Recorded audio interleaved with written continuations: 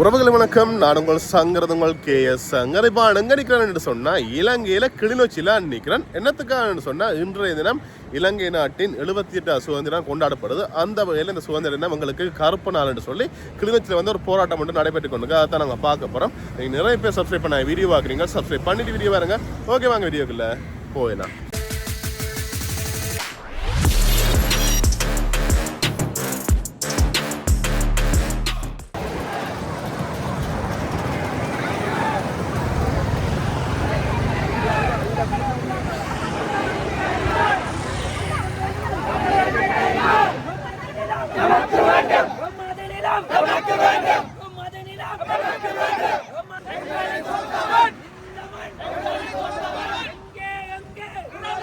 போராட்டம் வந்து அதிகமான மக்களை பார்க்கக்கூடிய மாதிரி இருக்கு.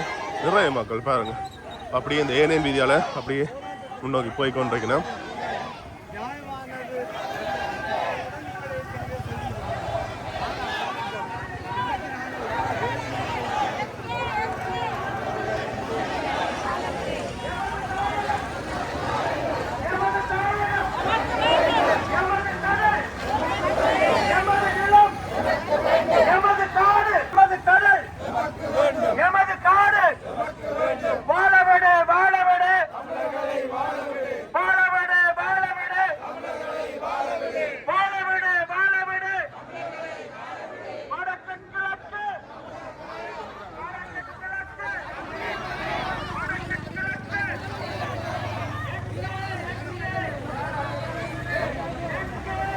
இந்த இடத்துல யாழ்ப்பாண பல்கலைக்கழக மாணவர்கள் மற்றும் மக்கள், பொதுமக்கள், கட்சி சார்ந்த மக்கள் எல்லாமே நிறைய பேர் குவிந்து இந்த ஆர்ப்பாட்டம் நடைபெற்று கொண்டு பாருங்க.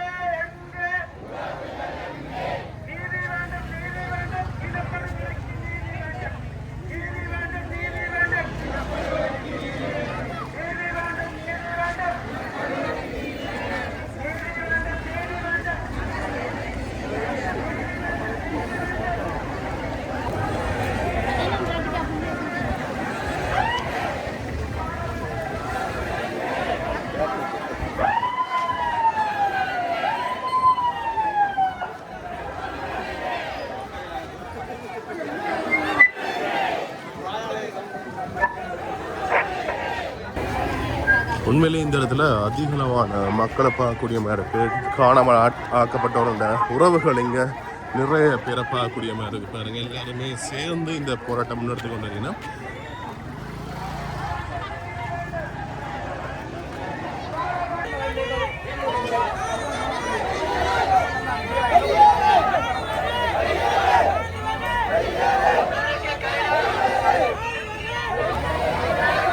போராட்டம் வந்து அப்படியே ஏனைய மீதுதான் முன்னெடுக்கப்பட்டு வருது. பாருங்க, அங்கே வாகனங்கள் போய் கொண்டிருக்கு. அதில் போக வழிவிட்டு தான் இந்த இடத்துல இந்த போராட்டம் கொண்டிருக்கு. மாணவர்கள் எல்லாமே கைவிட்டபடி ஒரு சங்கிலி அமைப்பில் இந்த போராட்டம் தொடர்ந்து வந்தாங்க.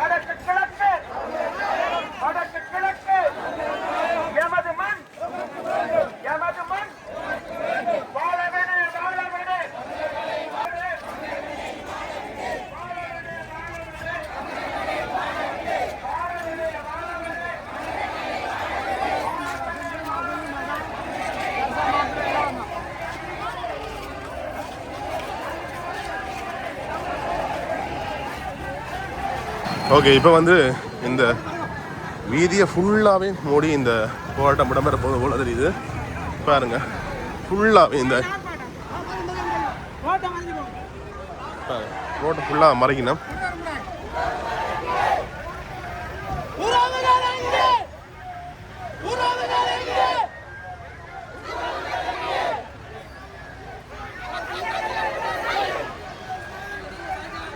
இப்போ வந்து இந்த ஏலியன் ரோட்டில் ஒரு பாதி முற்றாவே முடக்கப்பட்டிருக்குது. பாருங்க,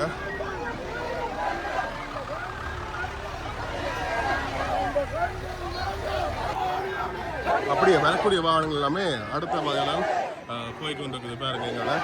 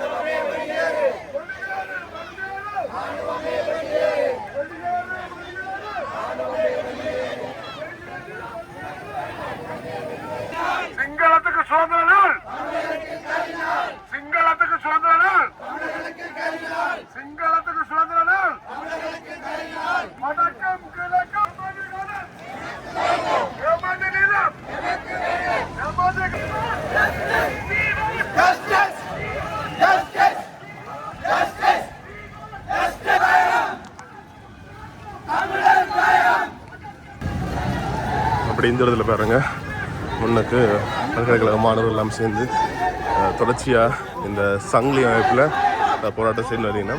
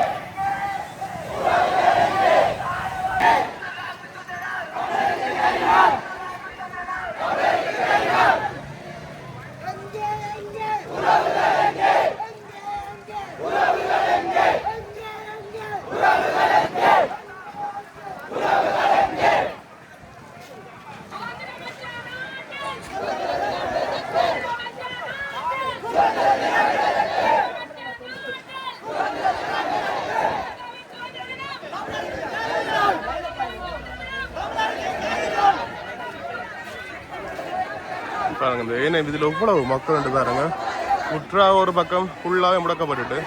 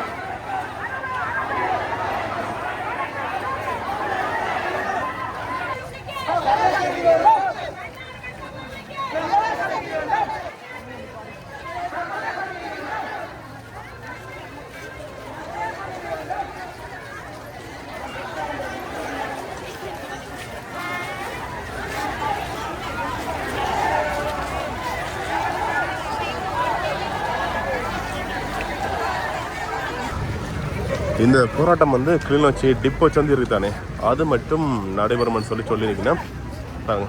தொடர்ச்சியாக இந்த போராட்டம் அப்படியே நிறைய மக்கள் பாருங்க, சின்ன பிள்ளைலேருந்து வயசு போனாக்கள் வந்து நிறைய மக்களை பார்க்கக்கூடிய மாதிரி இருக்குது. அணிந்து ரெண்டு வந்து இந்த போராட்டத்தை செய்து கொண்டிருக்கேன். மற்றது அப்படி இந்த இடத்துல பாருங்க 78வது சுதந்திர தினத்தை ஒட்டியது ஒரு நிகழ்வு உண்டு இந்த இடத்துல நடைபெறுது. இங்கே வந்து போலீஸ் மற்றது எஸ்டிஎஃப் வாகனமுமே இந்த இடத்துல பார்க்கக்கூடிய மாதிரி இருக்கு பாருங்க.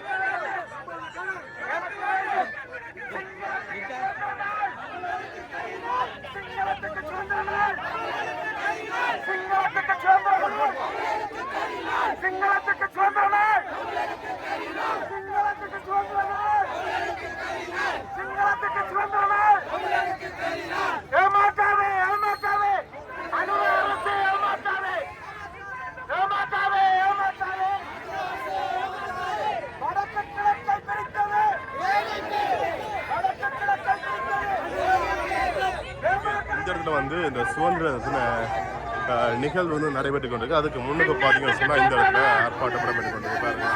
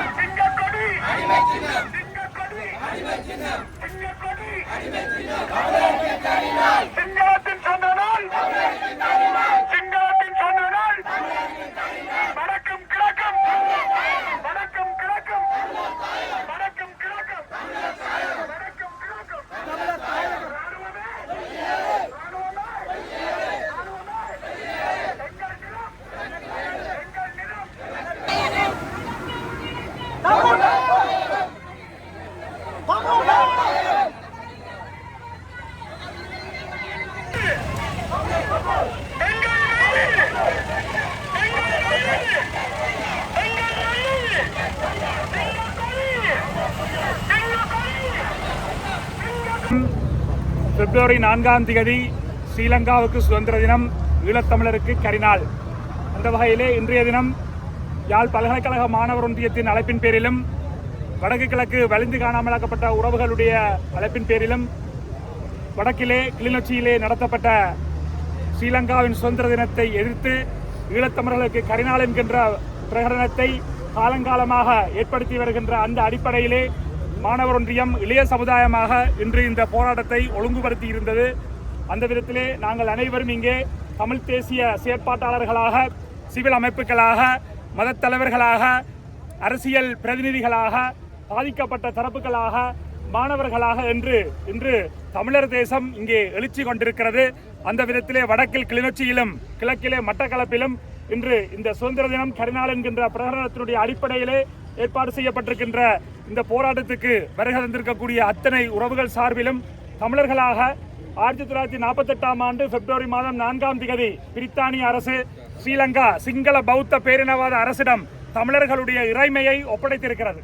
அந்த தமிழர்களுடைய இறைமை ஒப்படைக்கப்பட்ட அந்த நாளிலிருந்து இன்று வரை ஈழத்தமிழர்கள் தமிழர்களுடைய பாரம்பரிய வரலாற்று தாயகமாகிய வடக்கு கிழக்கிலே ஒரு மூடப்பட்ட சிறைக்குள்ளே தான் நாங்கள் வாழ்ந்து கொண்டிருக்கிறோம். பேச்சு சுதந்திரம் இல்லை, கருத்து சுதந்திரம் இல்லை, எங்களுடைய அடிப்படை உரிமைகளை பெற்றுக்கொள்ளக்கூடிய சுதந்திரம் இல்லை. ஒட்டுமொத்தத்திலே ஈழத்தமிழர்களுக்கு எங்களுடைய பாரம்பரிய வரலாற்று தாயகத்திலே எந்தவித சுதந்திரமும் இல்லாமல் எந்தவித உரிமைகளும் இல்லாமல் நாங்கள் அடக்கப்பட்டு ஒடுக்கப்பட்டு நசுக்கப்பட்டு கொண்டிருக்கக்கூடிய இந்த சூழ்நிலையிலே 1948 பிப்ரவரி 4 முதல் 1976 மே 14 வரை அரசியல் ரீதியிலே எமது தமிழ் அரசியல் தலைவர்கள் பலவிதமான முயற்சிகளை மேற்கொண்டார்கள்.